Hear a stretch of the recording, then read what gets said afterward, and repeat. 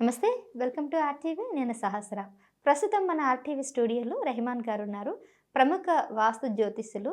అయితే కేవలం జ్యోతిష, ఆస్ట్రాలజీ కాకుండా రెహమాన్ గారు మరొక ప్రాముఖ్యమైనటువంటి శాస్త్రాల్లో కూడా ప్రవీణులంట.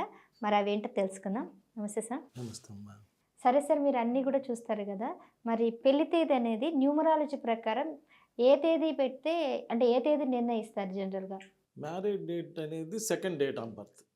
మనకు ఫస్ట్ డేట్ ఆఫ్ బర్త్ మామూలుగా మనకు ఉంటుంది, దాని ప్రకారం మన లైఫ్ నడిచిపోయింది. కానీ second date of birth is the marriage date. అది బాగుంటే లైఫ్ బాగుంటుంది. అంటే సార్, మనకు డేట్ ఆఫ్ బర్త్ ఉంది కదా, డేట్ ఆఫ్ బర్త్ ప్రకారం మన లైఫ్ నడుస్తుంది కదా. మ్యారేజ్ అయిన కానించే మనిషి యొక్క జీవితం అనేది మార్పు వస్తుంది, అమ్మాయిలకైనా అబ్బాయిలకైనా. ఆ మ్యారేజ్ డేట్ కనుక చక్కగా ఉంటే అక్కడి నుంచి లైఫ్ చాలా బాగుంటుంది. ఆ మ్యారేజ్ డేట్ కనుక బాగాలేకపోతే అక్కడి నుంచి లైఫ్ అంతా డిస్టర్బ్ అయిపోతూ ఉంటుంది.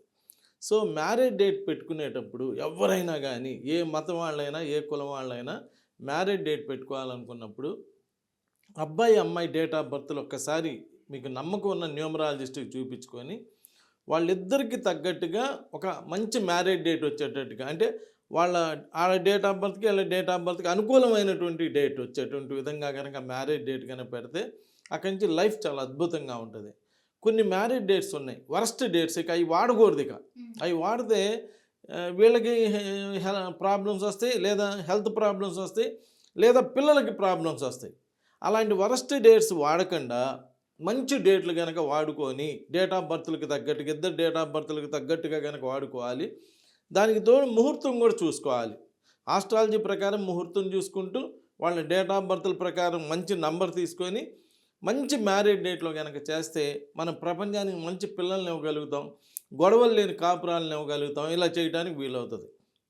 ఇప్పుడు ఆల్మోస్ట్ మన ఆంధ్ర, తెలంగాణ, బెంగళూరులో, కర్ణాటకలో ఎవరైనా మ్యారేజెస్ చేసుకుంటుంటే నన్ను కాంటాక్ట్ చేసి ఆ తర్వాతే మ్యారేజ్ డేట్లు పెట్టుకుంటున్నారనమాట. ఎందుకంటే అద్భుతమైనటువంటి రిజల్ట్స్ వస్తున్నాయి దానివల్ల. Thank you.